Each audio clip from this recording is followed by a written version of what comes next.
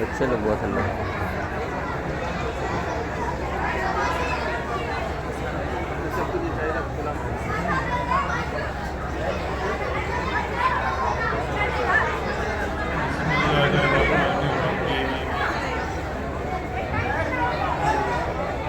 الحمد لله رب العالمين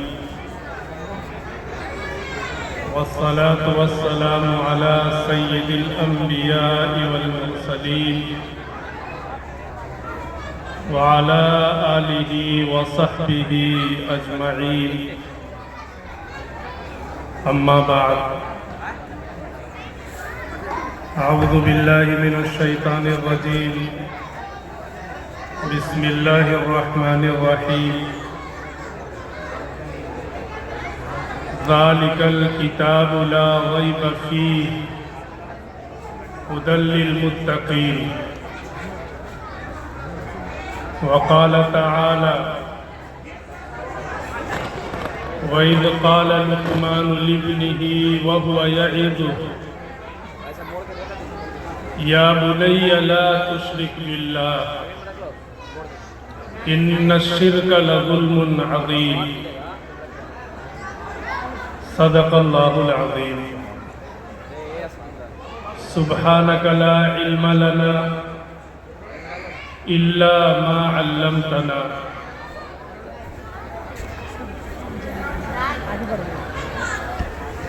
اسٹیج پر رونق افروز معزز علماء کرام اور دور دراز سے تشریف لائے ہوئے معزز مہمانان کرام، سامعین کرام اور حفظ کی تکمیل کرنے والے عزیز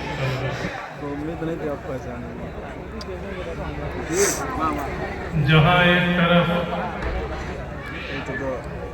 میرے لیے انتہائی خوشی اور سعادت کا موقع ہے کہ مجھے اپنے شہر کے لوگوں سے کچھ درد دل کہنے کا موقع مل رہا ہے، وہیں دوسری طرف یہ موقع میرے لیے آزمائش کا موقع بھی ہے کہ اس وقت اسٹیج پر میرے اساتذہ کرام بالخصوص حضرت مولانا احسان الحق صاحب قاسمی شہر قاضی، حضرت مولانا مفتی شرافت حسین صاحب ندوی دامت برکاتہ، مولانا افضل صاحب دامت برکاتہ رونق افروز ہیں۔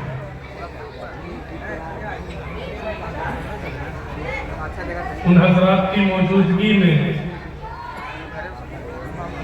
کچھ کہنا میرے لیے امتحان سے کم نہیں، لیکن چونکہ انہی حضرات کی دعاؤں اور انہی حضرات کی توجہات سے آپ کے سامنے بیٹھنے کا سلیقہ آیا ہے اور انہی بڑوں کے حکم پر کچھ کہنے کی جسارت ہو رہی ہے۔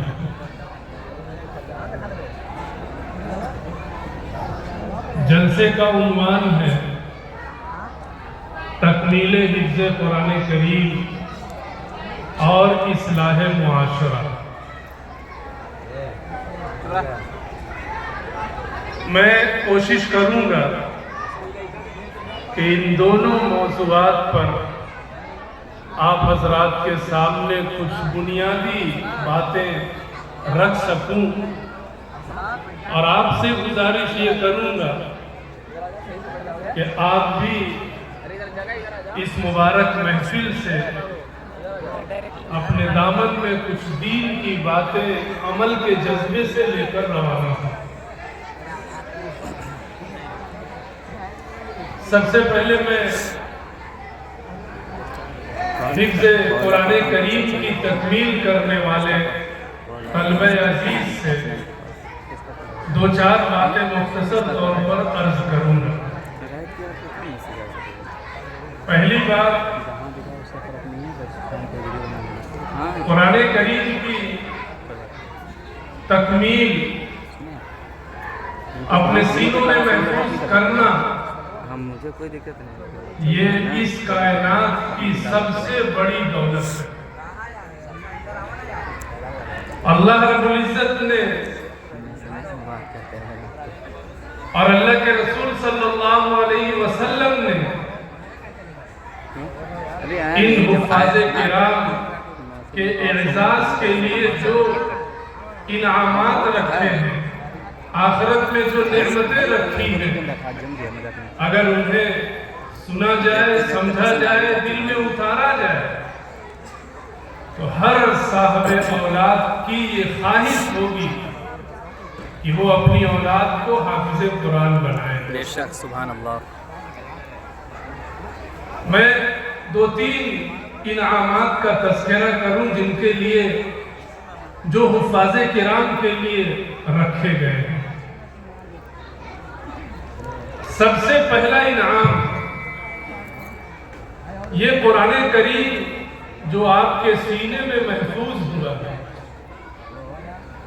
صرف قرآن محفوظ نہیں ہوا، صاحب قرآن بھی آپ کے دل میں آ چکے ہیں۔ قرآن کے ساتھ حافظ قرآن کے سینے میں صاحب قرآن کا آ جانا اس کائنات کی سب سے بڑی دولت ہے۔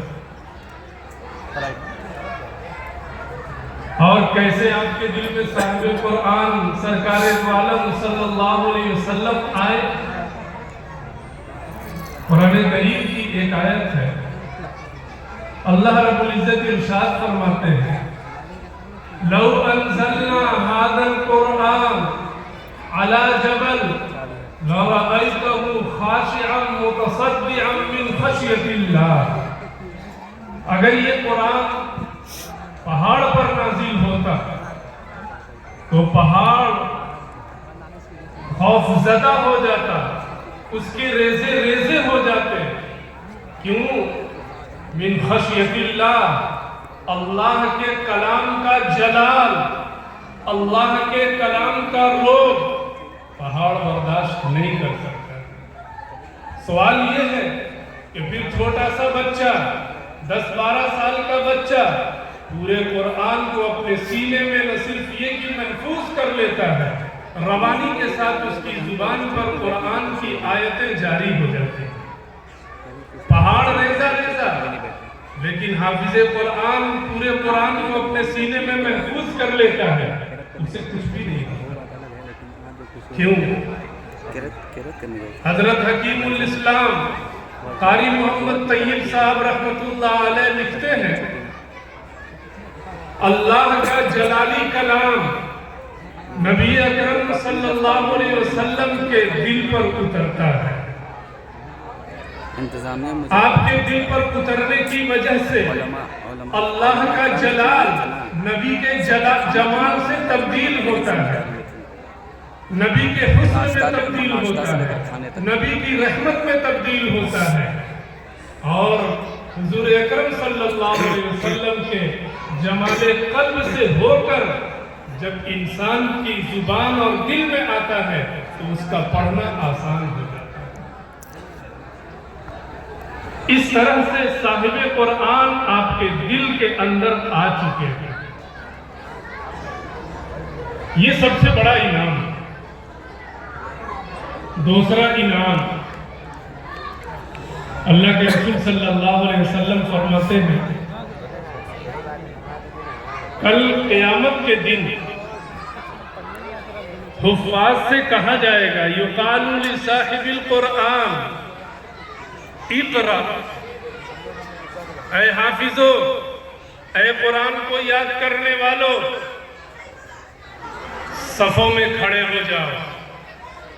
اور کیا منظر ہوگا جب حفاظ کرام صف میں ٹھہرائے جائیں گے تو سب سے اگلی صف کے سب سے آگے خود صاحب قرآن موجود ہوں گے، کیونکہ نبی پاک صلی اللہ علیہ وسلم قرآن کریم کے سب سے پہلے حافظ ہیں۔ آپ کی قیادت میں، آپ کے ساتھ اس فہرست میں حفاظ کرام کا تذکرہ بہت بڑی سعادت کی بات ہے۔ ان حفاظ سے اللہ فرمائیں گے اقرا، پڑھتا جا، پڑھتا جا، ورتقی، چڑھتا جا، جنت کے درجات پر چڑھتا جا، اور دیکھ تیز نہ پڑھنا، ورتل کما ترتل، قرات سے پڑھو، آہستہ پڑھو۔ جہاں تم قرآن کریم کی آخری آیت پڑھو گے وہی تمہاری منزل ہوگی۔ قرآن کریم کے اندر کم و بیش 6200 آیتیں ہیں۔ اگر ایک ایک آیت پر رکتا ہوا حافظ قرآن جنت کے درجات کی جانب بڑھتا جائے گا، اس کا مقام کہاں ہوگا ہم اور آپ سوچ بھی نہیں سکتے۔ کتنا بڑا اعزاز ہوگا۔ تیسرا انعام، اور میں چاہوں گا اس انعام کو آپ حضرات بخوبی اور بغور سماعت فرمائیں، اپنے بچوں کو حافظ قرآن بنائیں۔ کل قیامت میں اللہ رب العزت حافظوں کے سلسلے میں جو خصوصی انعام رکھا ہے، اللہ کے رسول صلی اللہ علیہ وسلم ایک حدیث میں فرماتے ہیں جس آدمی نے قرآن محفوظ کیا، یاد کیا، اس کے حلال کو حلال جانا، اس کے حرام کو حرام جانا، اللہ رب العزت کل قیامت میں سب سے پہلے اسے جنت میں داخل کرنا۔ اور یہی نہیں، اس سے یہ کہا جائے گا کہ جا جہنم کے اندر دیکھ لے 10 ایسے لوگ جو جن کا جہنم میں جانا طے ہے، تو ان کے بارے میں سفارش کر، میں جہنم سے نکال کر جنت میں ڈال دوں۔ آپ ذرا اندازہ لگائیں، آج اس دنیا کے اندر دنیا کی ڈگریوں کا کیا حال ہے۔ کوئی انجینئر ہو، کوئی ڈاکٹر ہو، کوئی لائر ہو، کوئی وکیل ہو، کوئی جج ہو، کوئی پروفیسر ہو، کوئی ڈین ہو، کوئی کچھ بھی ہو، لیکن کل قیامت میں اگر 10 لوگوں کے سلسلے میں سفارش کا اختیار دیا جائے گا تو وہ صرف اور صرف حافظ قرآن کو دیا جائے گا۔ اب میں رک کر آپ سے عرض کروں کہ ہم میں سے ہر صاحب اولاد کو یہ کوشش کرنی چاہیے کہ ہم اپنی اولاد میں کسی ایک بچے کو ضرور حافظ قرآن بنائیں گے۔ ہمارے پاس ہو کیا رہا کہ حافظ قرآن کیوں بنائیں گے؟ ہمارا بچہ پھر کمائے گا کیا؟ ہمارا بچہ کھائے گا کیا؟ ہمارا بچہ رسید لے کر چندہ کرے گا، ہمارا بچہ قرآن خوانی میں جائے گا۔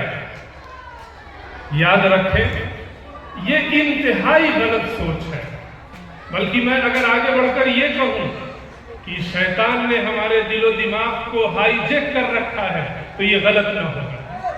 آپ اپنے بچے کو حافظ قرآن بنائیے اس نیت سے کہ کل قیامت میں ہماری گاڑی اگر پھنس گئی تو پھر یہی بچہ ہمیں جہنم سے نکال کر جنت میں داخل کرے گا۔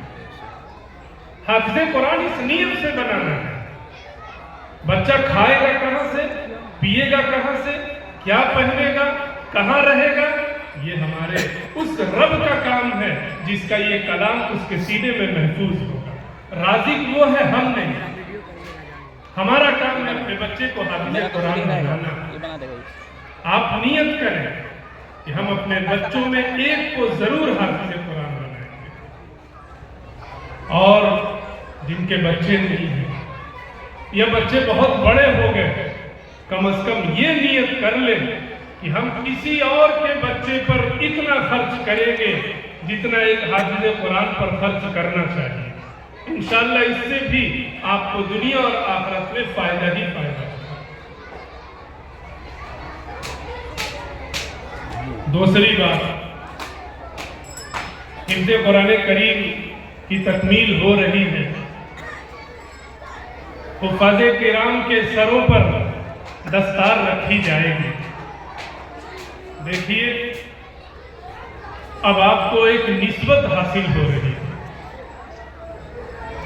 اب آپ عام انسان اور عام مسلمان نہیں ہیں، بلکہ اب آپ ایک خاص مسلمان اور خاص انسان ہیں۔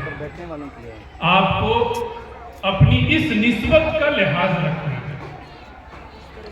حفاظ کرام کے سلسلے میں جو فضائل آئے ہیں، ان فضائل کو حاصل کرنے کے لیے باعمل حافظ قرآن ہونا ضروری ہے۔ آپ حافظ قرآن بن گئے، یہ پہلی منزل ہے، آخری منزل نہیں۔ حافظ قرآن کے بعد آپ کو عالم قرآن بننا ہے، انشاءاللہ قرآن کے علوم اور معانی اور تفاسیر کو جاننا ہے۔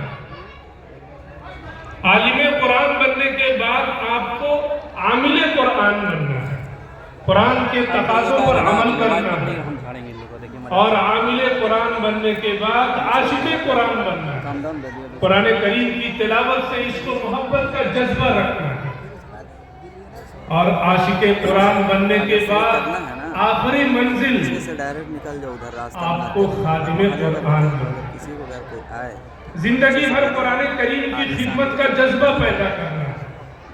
حافظ قرآن، عالم قرآن، عامل قرآن، عاشق قرآن، خادم قرآن، تو پھر آپ کا رنگ، آپ کا آہنگ، آپ کا ڈھنگ دنیا بھی دیکھے گی، اپنے بچوں کو حافظ قرآن بنائیں۔ آپ دنیا کی قیادت کریں گے، اور آخرت میں سرخ روئی اور سعادت تو آپ کے لیے مقدر ہے۔ تیسری اور آخری بات، اصلاح معاشرہ کے تعلق سے۔ اصلاح معاشرہ کے نام پر بہت جلسے ہوتے ہیں، سیمینار ہوتے ہیں، کانفرنسیں ہوتی ہیں، لیکن ہم دیکھتے ہیں نتیجہ جیسا پہلے ویسا اب۔ ہمیں یہ عزم کر کے اٹھنا ہے کہ معاشرے کی اصلاح ہر فرد کی اپنی ذمہ داری ہے۔ یاد رکھیں، معاشرہ فرد سے بنتا ہے، ایک ایک فرد مل کر معاشرہ، سوسائٹی اور سماج بنتا ہے۔ معاشرے کی اصلاح کا مطلب ہر فرد کی اصلاح کرنا، اور معاشرے کی اصلاح کرنا صرف مفتی صاحب کی ذمہ داری نہیں ہے، صرف حافظ صاحب کی ذمہ داری نہیں ہے، صرف مولانا صاحب کی ذمہ داری نہیں ہے۔ معاشرے کی اصلاح کی ذمہ داری معاشرے میں جینے والے ہر مسلمان کی ہے۔ ہمیں اپنی ذات سے شروع کرنا ہے۔ کیسے شروع کرنا ہے؟ اس سلسلے میں 2-3 باتیں آپ سے کہوں۔ معاشرے کی اصلاح کے لیے ضرورت اس بات کی ہے کہ ہم اپنا رشتہ قرآن کریم سے جوڑیں۔ حضور اکرم صلی اللہ علیہ وسلم کی آمد سے پہلے عرب کا جو ماحول تھا، عرب میں جو برائیاں تھیں، کیسی کیسی برائیاں تھیں، وہ ساری برائیاں آج آپ سوچ لیں یا اپنی آنکھوں سے دیکھ رہے ہیں، وہ ساری برائیاں عربوں میں اور مکے میں اس وقت موجود تھیں۔ کتابوں میں لکھا ہے، ایک قبیلے کی ایک عورت نے دوسرے قبیلے کی ایک عورت کی چڑیا کا ایک انڈا انجانے میں توڑ دیا۔ چڑیا کا ایک انڈا انجانے میں توڑ دیا۔ اس بات کو لے کر دونوں قبیلوں میں 40 سال تک جنگ ہوتی ہے۔ ایسی برائی تھی، سود عام تھا، لوگ جوا کھیلتے تھے، शराब अरब मुआशरे का अटूट हिस्सा था। अच्छा बात बात पे लड़ना झगड़ना, न जाने कैसी कैसी बुराइयां थी। उन तमाम बुराइयों के लिए कुरान ने, साहिबे कुरान ने एक ही लफ्ज इस्तेमाल किया, जाहिलियत। हुजूर अकरम सल्लल्लाहु अलैहि वसल्लम की आमद से पहले का जो जमाना है उसे जमाने जाहिलियत कहते हैं। मालूम ये हुआ कि बिगड़े हुए समाज को अगर कोई नाम दिया जा सकता है तो जहालत। अल्लाह के रसूल सल्लल्लाहु अलैहि वसल्लम जब इस कायनात पर तशरीफ लाए, नबी बनाए गए, आपको जो किताब दी गई उस किताब का आगाज होता है इक़रा बिस्मि रब्बिकल लज़ी खलक़। बिगड़े हुए समाज और जाहिलियत वाले समाज की इस्लाह करनी है तो पढ़ना है, अल्लाह के नाम से पढ़ना है और कुरान पढ़ना। कुरान सिर्फ इल्म नहीं, इल्म का सरचश्मा है। इल्म के सोते यहीं से फूटते हैं, इल्म का चश्मा यहीं से निकलता है। अगर हमें अपने समाज को बदलना है और यकीनन बदलना है तो हमें अपना रिश्ता कुरान से हर हाल में जोड़ना पड़ेगा। पीछे पीछे पीछे। लेकिन आज सूरत हाल क्या है?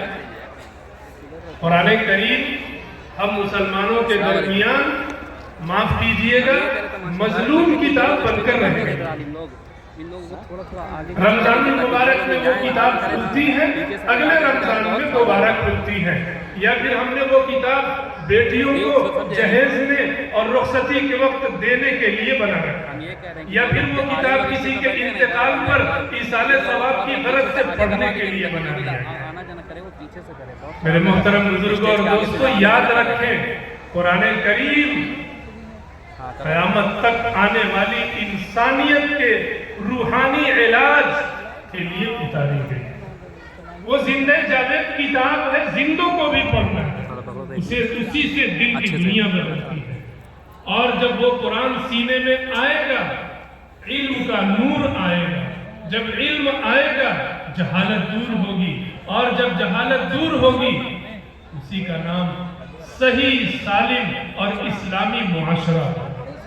कुरान करीम से रिश्ता जोड़े बगैर जिस मुआशरे की इस्लाह की कोशिश की जाएगी, कभी इस्लाह नहीं हो सकती।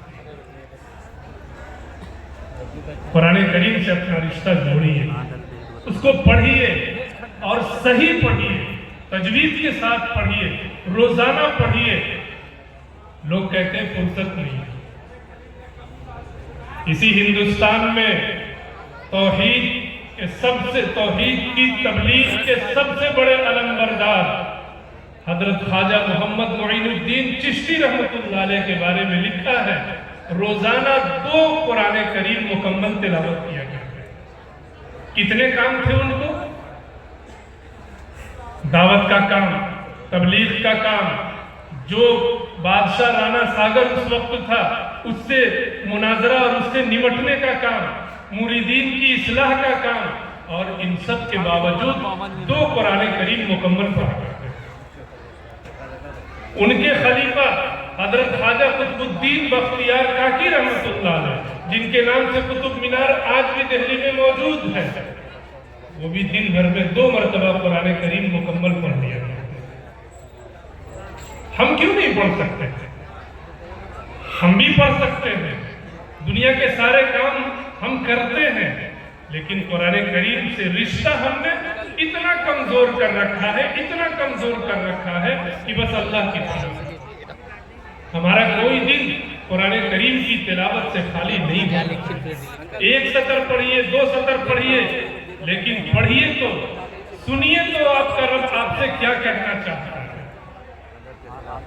आपका पैगंबर आपसे क्या कहना चाहता है, आप किस लिए इस दुनिया में भेजे गए हैं। क्या सिर्फ जिंदगी खाने के लिए, सिर्फ जिंदगी पहनने के लिए है, ऊंचे ऊंचे मकानात बनाने के लिए है, या दिल की दुनिया भी बदलने के लिए? मुआशरे की इस्लाह करनी है तो हर फर्द को अपनी इस्लाह करनी पड़ेगी, और हर फर्द की इस्लाह के लिए سب سے بنیادی جو ضرورت ہے وہ قرآن کریم سے اپنا رشتہ مضبوط کرنا۔ نیت کیجئے کہ ہم قرآن کریم روز پڑھیں گے، جو پڑھنا نہیں جانتے سیکھیں گے۔ آج تو آن لائن کی دنیا ہو گئی، قرآن کریم کا سیکھنا بوڑھوں کے لیے بھی آسان، جوانوں کے لیے بھی آسان، مصروف ترین لوگوں کے لیے بھی آسان۔ دوسری چیز، اصلاح معاشرہ کے لیے سورہ لقمان کی تلاوت اور اس کی سمجھ پیدا کیجیے۔ سورہ لقمان میں اللہ نے جو مضمون بیان کیا ہے، اگر ان مضامین کو ہم اپنے معاشرے میں نافذ کر لیں تو یقین مانیے معاشرے کی اصلاح ہونا یقینی بات ہے۔ حضرت لقمان حکیم، اللہ نے ان کی نصیحتوں کو قرآن کا حصہ بنایا۔ پیچھے سے ارے حضرت لقمان نبی نہیں ہے، لیکن ان کی نصیحتوں کو اللہ رب العزت نے قرآن میں جگہ دی۔ ان کے نام سے پوری سورت کا نام سورہ لقمان رکھا گیا ہے۔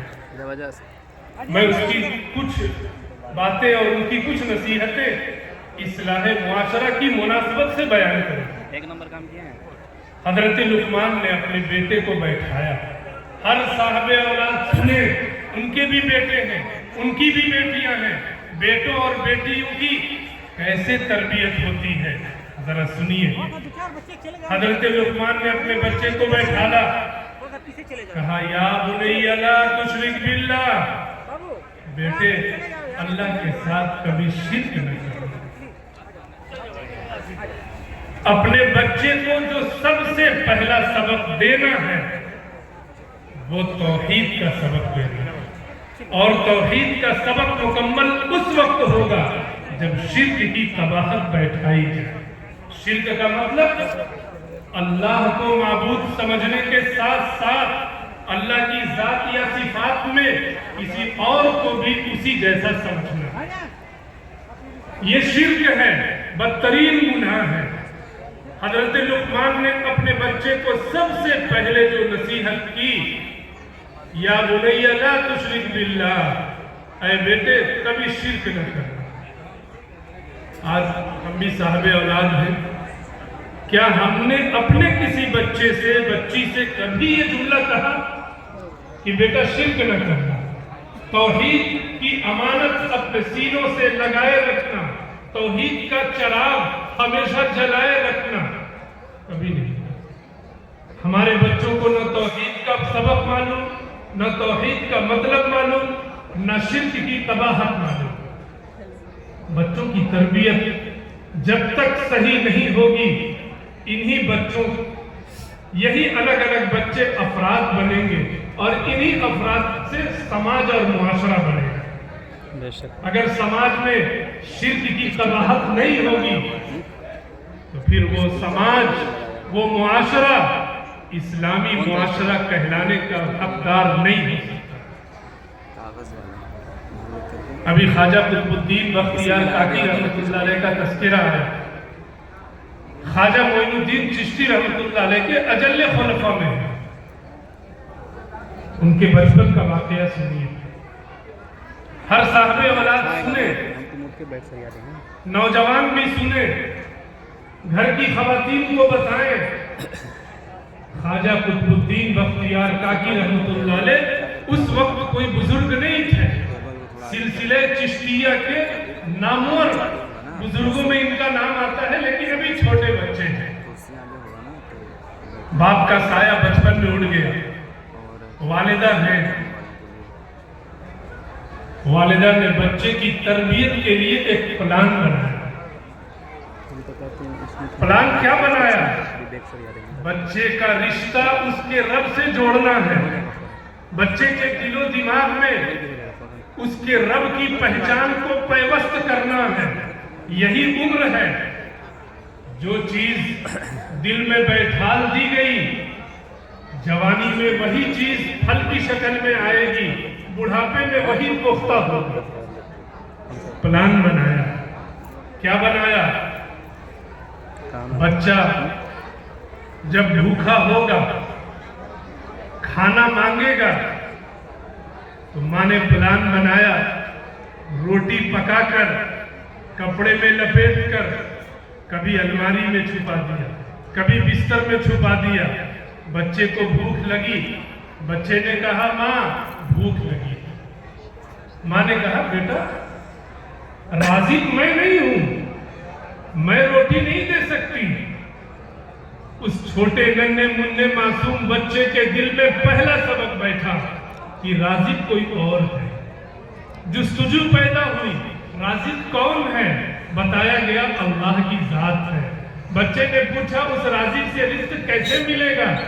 ماں نے کہا مصلی بچھاؤ، ہاتھ اٹھاؤ، اپنے رب سے مانگو، اے رازق مجھے بھوک لگی ہے، روٹی دیجئے، کھانا دیجئے۔ بچہ بچہ ہے، آپ اس سے جو کہیں گے وہ کرے گا۔ اس نے مصلی بچھایا، دعا مانگی، اس کے دل میں دوسرا سبق بیٹھا، کھانا مانگنا ہے تو ہاتھ اٹھانا ہے، اپنے رب کو یاد کرنا ہے، اسی سے مانگنا ہے، کسی اور سے نہیں مانگنا ہے، حتیٰ کہ ماں سے بھی نہیں مانگنا۔ بچہ دیر تک دعا کرتا رہا، روٹی تو نہیں آئی۔ تھوڑی دیر میں اس بچے نے ماں سے کہا ماں میں نے رب سے مانگا، رازق سے مانگا، روٹی ملی نہیں۔ ماں نے تیسرا سبق پڑھایا، بیٹا مانگنے کے بعد روزی تلاش کرنی پڑتی ہے، جاؤ گھر میں دیکھو کہیں نہ کہیں رزق ملے گا، اس رب نے رزق کا وعدہ کیا ہے، وہ ضرور دے گا، وہ خالی ہاتھوں کو، وہ ہاتھ کو خالی نہیں لوٹاتا، تلاش کر۔ ان کی پہلے سے روٹی چھپا کر رکھی ہوئی تھی، دیکھا الماری کھولا، روٹی مل گئی۔ بچے کی خوشی کی انتہا تو ایک طرف، اس کے دل و دماغ میں اپنے رب کی ربوبیت، اللہ کی وحدانیت، اللہ کی رزاقیت ایسی بیٹھی روزانہ کا معمول بن گیا۔ مصلی بچھاتا، دعا مانگتا، گھر میں تلاش کرتا اور روٹی مل جاتی۔ ایک روز کا واقعہ، ماں کسی رشتہ دار کے یہاں گئی ہوئی تھی، وقت پر نہ آ سکی۔ بچہ مکتب سے گھر آیا، مصلی بچھایا، دعائیں مانگی، ادھر ماں کا برا حال، دوڑ رہی ہے، اللہ سے دعائیں مانگ رہی ہے، اے اللہ تجھے تیری خدائی کا واسطہ، تیری رزاقیت کا واسطہ، میں نے بڑی محنت کر کے اپنے بچے کے دل میں تیری ربوبیت، تیری رزاقیت، تیری الوہیت، تیری وحدانیت کو رکھا ہے، آج کہیں میرے بچے کے دل و دماغ سے وہ ساری باتیں نکل نہ جائے، میری لاج رکھنا۔ ماں دوڑ رہی ہے، ہانپتے کانپتے گھر میں آتی ہے، دیکھتی ہے بچہ چین کی نیند سو رہا ہے۔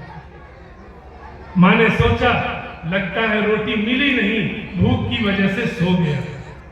جلدی جلدی روٹی پکائی، بچے کو جگایا، بیٹا روٹی کھا لو۔ بچہ بیدار ہوا، کہا ماں میں تو روٹی کھا چکا، اور ماں آج ایسا کھانا کھایا ہوں کہ اس سے پہلے کسی روٹی میں، کسی کھانے میں ویسی لذت نہیں تھی، آج اس کی لذت ابھی بھی میرے منہ کے اندر موجود ہے۔ کیا تھا؟ اس چھوٹے سے بچے کو اللہ رب العزت نے غیبی طور پر، کرامت کے طور پر پیٹ بھر دیا، اس کے لیے کھانا آسمان سے اتارا گیا۔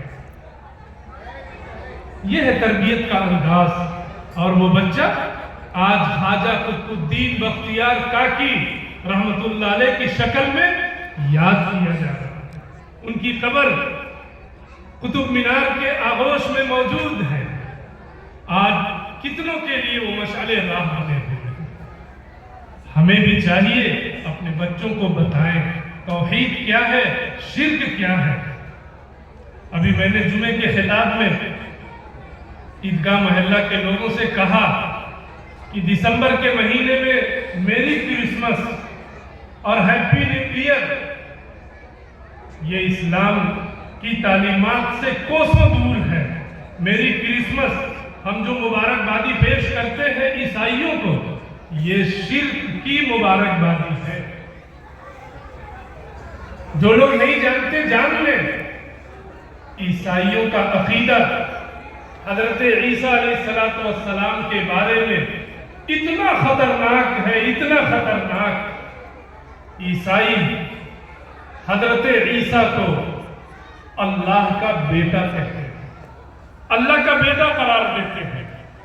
المسیح ابن اللہ. اللہ تعالیٰ نے قرآن کریم کے اندر کہا ہے کہ یہ لوگ کہتے ہیں رحمان نے بیٹا بنایا ہے. لقد جئتم شیئا ادا. یہ ایسی سنگین چیز ہے، تکاد السماوات یتفطرن. قریب ہے کہ اس عقیدے کی وجہ سے، اس نسبت کی وجہ سے آسمان پھٹ پڑے، زمین شق ہو جائے، پہاڑ ریزے ریزے ہو جائے. اللہ نے اولاد بنائی. لم یلد ولم یولد. اولاد کی ضرورت انسانوں کو ہے، اولاد کی ضرورت رب کو نہیں ہے. اولاد اس لیے ہوتی ہے نسل قائم رہے. میرا رب نسلوں سے ماورا ہے. وہ پہلے بھی قابل ذکر تھا، آج بھی ہے، قیامت تک رہے. اب اگر کوئی مسلمان اپنے عیسائی بھائی کو میری کرسمس کہے، کرسمس ڈے کی مبارکبادی پہ، گویا وہ یہ کہہ رہا ہے کہ جو تمہارا عقیدہ ہے کہ عیسیٰ اللہ کے بیٹے ہیں، میں تمہیں اس پر مبارکبادی پیش کرتا ہوں. یہ شرک کی بہت بدترین شکل ہے. سمجھیے، بچوں کو سمجھائیے. میں ڈہری کا ہی ہوں، بہت دور سے آیا ہوں، اور اس امید سے آیا ہوں کہ اپنے شہر والوں سے اپنے دل کا درد کہہ سکوں. میں جانتا ہوں یہاں کے ہمارے برادران وطن کے تہواروں میں، ان کی تقریبات میں ہمارے مسلم بھائی کس طرح مذہبی رواداری کی شکل میں شریک ہو کر اپنے ایمان کا سودا کرتے ہیں. انہیں نہیں معلوم ہے توحید کی امانت کیا ہے. یہی تو وہ توحید ہے جس کے لیے حضرت آدم علیہ السلام سے لے کر نبی پاک صلی اللہ علیہ وسلم تک ساری محنتیں کی گئی. اسی توحید کی حفاظت کے لیے. مذہبی رواداری کا مطلب یہ نہیں ہوتا ہے کہ ہم مذہب کی دیوار ہی ختم کر دیں. توحید کو سمجھیے، توحید کا مفہوم سمجھیے، اپنے بچوں کو بتائیے. اپنے گھر میں 2.5 منٹ کا مکتب قائم کیجیے. روزانہ اپنے بچوں کو ایک عقیدہ بتائیے، 2.5 منٹ بس. اللہ کیا ہے، اس کی صفات کیا ہے، اللہ ایک ہے، شرک کیا ہے، کفر کیا ہے، بدعات کیا ہے، اپنے بچوں کو بتائیے. آگے حضرت لقمان نے اپنے بیٹے کو جو باتیں بتائی ہیں، اس میں سے 2-3 کا تذکرہ کر کے میں بات ختم کروں. آگے چل کر حضرت لقمان نے اپنے بچے سے کہا، یا بنی اقم الصلاۃ. بیٹے، نماز پڑھا کرو، نماز قائم کیا کرو. کتنے والدین ہیں دل پہ ہاتھ رکھ کر بتائیں، انہوں نے جب سے ان کی اولاد ہے تب سے اپنے بچے کو کبھی اس طرح بیٹھال کر کہا ہو، اے بیٹے نماز پڑھا کرو، نماز قائم کیا کرو. یاد رکھیں، اسلامی معاشرے کی اصلاح کرنی ہے تو اس معاشرے میں نماز کا ماحول بنانا ضروری ہے. اقامت صلاۃ کے بغیر کسی معاشرے کی اصلاح ممکن ہی نہیں ہے. بہت سارے فرائض مدینے کے اندر آسمان سے اتارے گئے، لیکن نماز مکے کے اندر ہی فرض کر دی گئی. یہ نماز کوئی معمولی چیز نہیں ہے جسے آج ہم نے معمولی سمجھ رکھا ہے. میں اگر آپ سے کہوں معافی کے ساتھ کہ اسی مجمع میں اگر ہاتھ اٹھوا دیا جائے کہ آج جمعہ چھوڑ کر 5 وقتہ نمازوں میں فجر، عصر، مغرب اور عشاء کی نماز کتنے لوگوں نے پڑھی اور کتنے بچوں سے نماز کا حکم دیا، میں سمجھتا ہوں سارے ہاتھ نہیں اٹھ سکتے. کتنے افسوس کی بات ہے. ہم سماج کی اصلاح کرنا چاہتے ہیں اور کرنا چاہیے، ہم خاندان کی اصلاح کرنا چاہتے ہیں اور کرنا چاہیے. نماز قائم کیجیے، نماز کا ماحول بنائیے. اس کے بغیر سماج اور معاشرے کی اصلاح نہیں ہو سکتی ہے. کیا آپ نے قرآن کریم کی وہ آیت نہیں پڑھی، اتل ما اوحی الیک؟ آپ پڑھیں ان پر جو آپ پر اتارا گیا. وَأَقِمِ الصَّلَاةَ اور نماز قائم کرے. إِنَّ الصَّلَاةَ تَنْهَا عَنِ الْفَحْشَاءِ وَالْمُنْكَرِ. یہی تو نماز ہے جو سماج اور معاشرے سے بے حیائی اور بری باتوں سے روکے گی. آج سماج میں اتنی برائیاں کیوں ہیں؟ کیونکہ ہماری زندگیوں سے نماز رخصت ہو گئی. نماز قائم کیجیے، نماز کا ماحول بنائیے، گھروں میں اپنی خواتین کو نماز کا پابند بنائیے، اپنی ماؤں کو نماز کا پابند بنائیے، بہنوں کو نماز کا پابند بنائیے، بچیوں کو رخصت کیجیے. بطور خاص اپنی بچی کو سسرال میں نماز پڑھنے کی تاکید کیجیے. اس کے بغیر نہ خاندان بن سکتا، نہ اس کے بغیر سماج بن سکتا. نماز ایمان اور کفر کے بیچ میں ایک دیوار ہے. ایک طرف نماز، دوسری طرف کفر. نماز نبی پاک صلی اللہ علیہ وسلم کی آنکھوں کی ٹھنڈک ہے. نماز وہ عبادت ہے جسے رب نے عرش پر بلا کر صاحب قرآن کو عطا فرمایا. آج سماج میں بے نمازیوں کی تعداد بڑھتی چلی جا رہی ہے. اس پہ قابو پانے کی کوشش کیجیے. آگے بڑھیے. حضرت لقمان کہتے ہیں وَأْمُرْ بِالْمَعْرُوفِ. بیٹے نماز تو پڑھنا، نماز پڑھنے کے ساتھ ساتھ نیکیوں کا ایک دوسرے کو حکم بھی کرتے رہنا. آج ہو کیا رہا؟ ہم راستے سے گزرتے ہیں، اذان ہو رہی ہے، لیکن کوئی کسی کو نہیں کہتا چلو نماز پڑھو. برائیاں ہو رہی ہیں، کوئی کچھ نہیں کہتا. نیکیوں کی تلقین کیجیے، ایک دوسرے کو نیکیوں کا حکم دیجیے، بھلی باتوں کا حکم کیجیے. اور آگے بڑھیے. وَنْهَا عَنِ الْمُنْكَرِ. برائیوں کو روکنا بھی. اپنے بیٹے کو سکھلایا برائیوں سے روکو بھی. اور اگر یہ سب کام کرنے پر دقت اور تکلیف ہو، بیٹے وَاصْبِرْ عَلَى مَا أَصَابَكَ. کہ اگر کوئی تکلیف پہنچے، کوئی برا بھلا کہہ دے، کوئی گالی دے دے، صبر کرنا. تمہارے نبی نے بھی، ہمارے نبی نے بھی صبر کیا تو اسلام پھیلا. آپ صبر کے ساتھ، ہمت کے ساتھ یہ کام کریں اور اپنی ذات سے شروع کریں. آپ بدلیں گے، آپ کا خاندان بدلے گا، خاندان بدلے گا، سماج بدلے گا، سماج بدلے گا. اسی کا دوسرا نام صالح معاشرہ ہوگا. نیت کیجیے. آپ کہتے ہیں وقت نہیں ہے، ٹائم نہیں ہے. میں ایک قصہ سنا کر بات ختم کروں. دہلی کے ایک بہت بڑے بادشاہ خواجہ شمس الدین التمش رحمۃ اللہ علیہ، جو خواجہ قطب الدین بختیار کاکی رحمۃ اللہ علیہ کے خلفاء میں ہے، بادشاہ تھے. بادشاہ کو کتنے کام ہوں گے، پورے ہندوستان کے بادشاہ تھے. خواجہ قطب الدین بختیار کاکی رحمۃ اللہ علیہ کا انتقال ہوا. جنازہ دہلی میں رکھا گیا. ایک کوہرام مچا ہوا تھا کیونکہ خواجہ معین الدین چشتی رحمۃ اللہ علیہ نے دہلی کی ولایت خواجہ قطب الدین بختیار کاکی رحمۃ اللہ علیہ کے حوالے کی تھی. پورا مجمع ہے، بڑے بڑے بزرگان دین، علماء، مسلمان سب موجود ہیں. جنازہ جب سامنے رکھا گیا، خواجہ صاحب کے بہت ہی خاص اور خادم آگے بڑھتے ہیں اور کہتے ہیں. خواجہ صاحب کی ایک وصیت تھی. کیا؟ میری نماز جنازہ وہ پڑھائے جس کے اندر 4 باتیں ہوں.